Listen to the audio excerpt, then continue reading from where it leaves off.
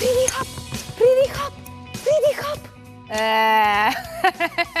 Danes ni njen dan. Ta pa boš, ne, da smeš. Hvaležno pozdravljeni, spoštovani gledalci in gledalke. Ne vem, če ste danes že bili na naši spletni strani www.klepetapkavi.si, ampak le pojdite pogledat. Objavili smo nekaj zelo zanimivih informacij o avtorici žive knjige, to je Valjo Ramira. Tako da pojďte si pogledat, če le imate računalnik in internetno povezavo, precej zanimivih in krasnih stvari. Sicer pa še nekaj prostih mest je tudi za za 7 dni regeneracije za dušo in telo.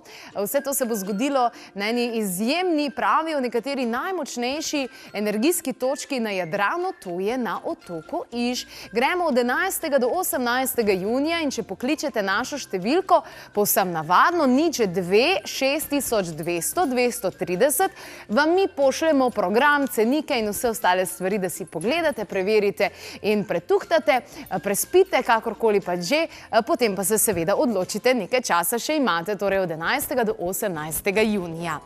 In tam se bodo zgodile različne delavnice.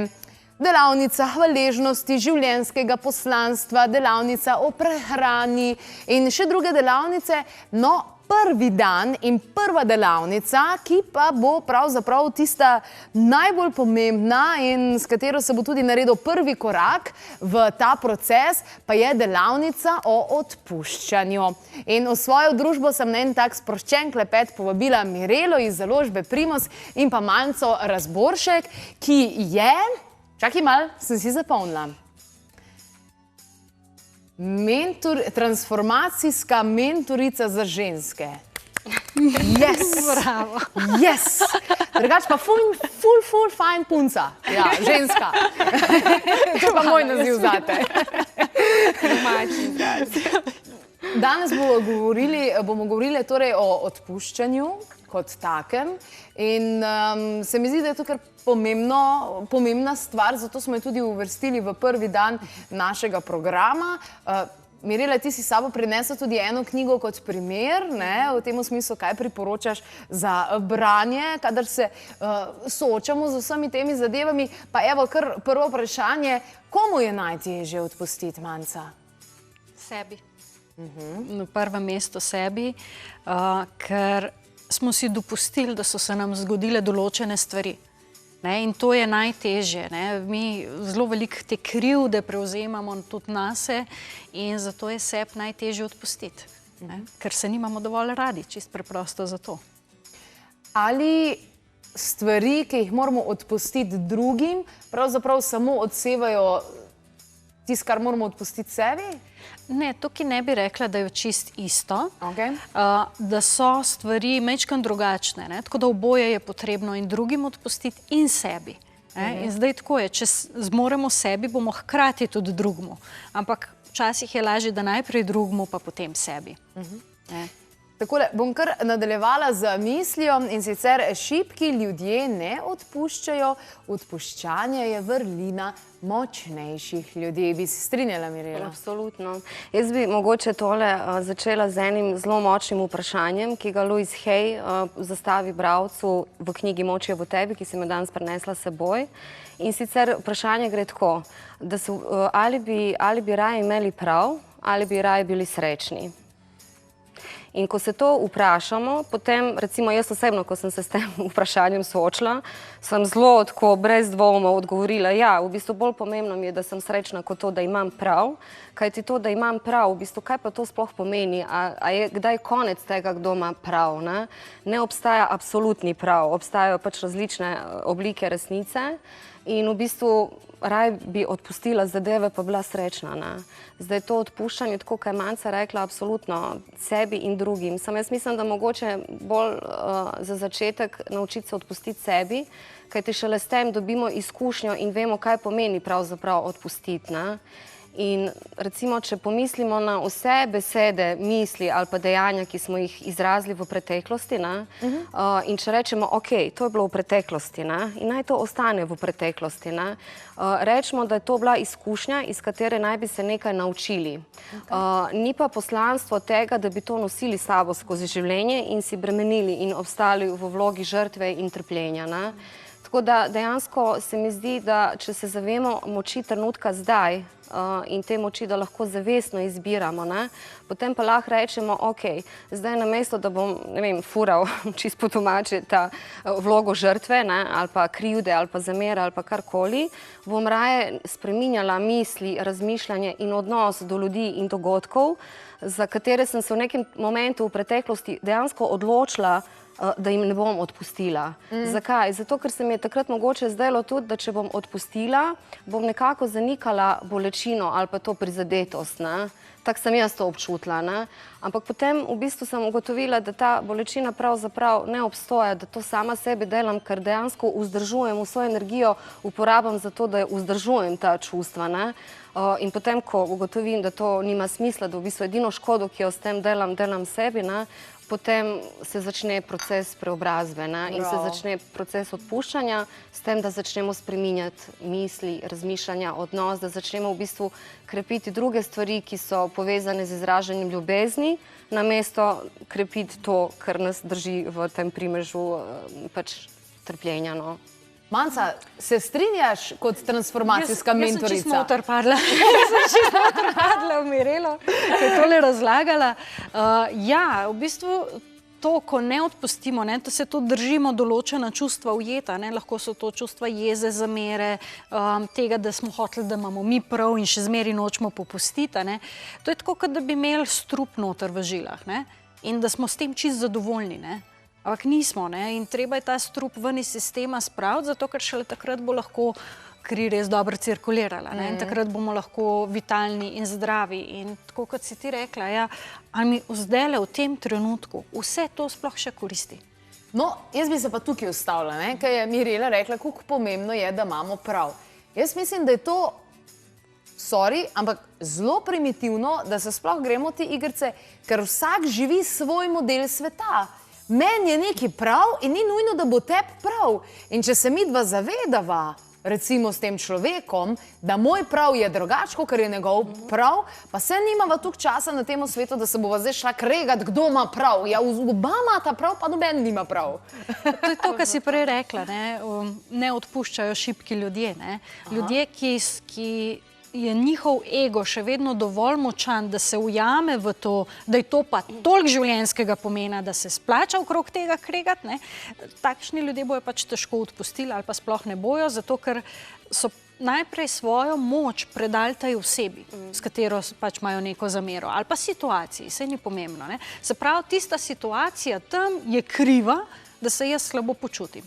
In dokler ne bojo prevzeli odgovornosti pa rekli, ok, kaj pa jaz lahko vse naredim, da to presežem, da grem naprej, da spustim, ne vem, zamero, jezo, to, ne vem, karkoli že pač je, do takrat bo pač ta strup po žilah tekel.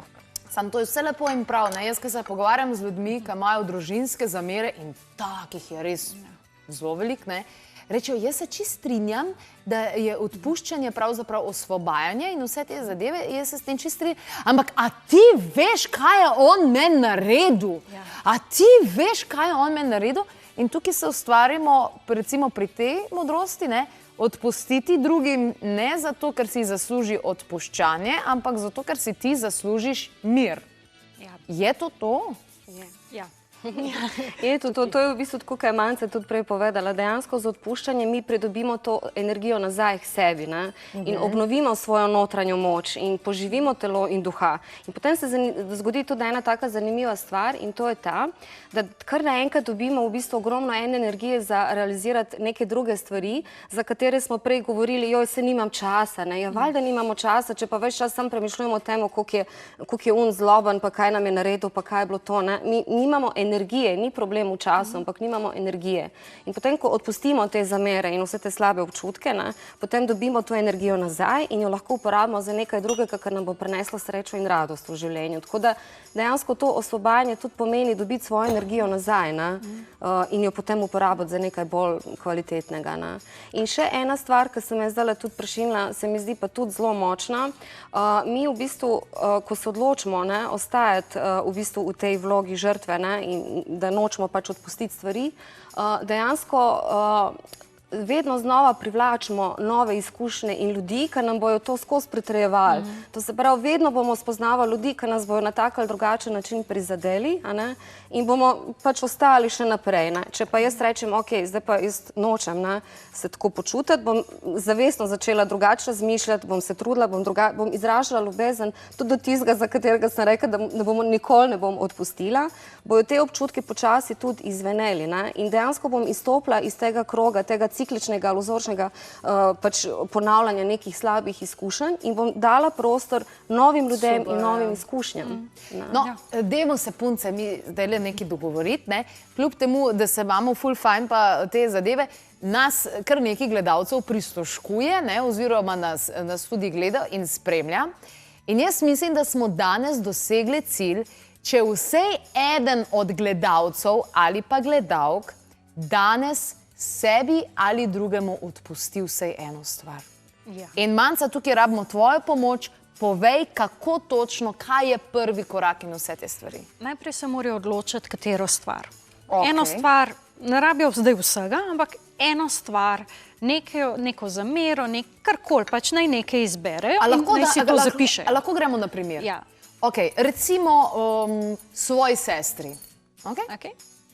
Najprej jaz bi predlagala, da si napišejo. Kaj sploh je tisto, kar zamerijo, kar je jezno, česa ne morajo odpustiti. Mogoče je tako lažje, da napišejo, ne morem odpustiti, da, in naj napišejo situacijo. Potem bi pa predlagala, da pogledajo, ok, kaj pa sem se jaz iz te situacije naučil ali pa naučila. Zakaj? Kaj mi je do zdaj ta situacija povzročila? In če bi vso, tako kot si ti prej rekla, če bi vso to energijo, ki sem jo gojil ali pa gojila ali pa vzdrževala v bistvu to situacijo, to zamero, to energijo vložila nekam drugam, kaj bi se zgodilo? In je že ta premislek o tem z eno drugo energijo je dovolj, ker zavest, ki je ustvarila problem, ga ne more rešiti. Se pravi, moramo jeti malo ven, jaz rečem v vlogo opazovalca. Dajmo pogledati brez čustva, brez vsega, samo dejstva. Kakšna so dejstva? In takrat potem avtomatsko se znotraj zgodi en tak premik. Evo, še Kožika ve, da je treba skupaj držati, ne narazen. In že sam ta postopek naredi neko sprostitev. Ker ugotoviš, pismo se že, ne vem, 10-15 let se tole vleče. Zakaj?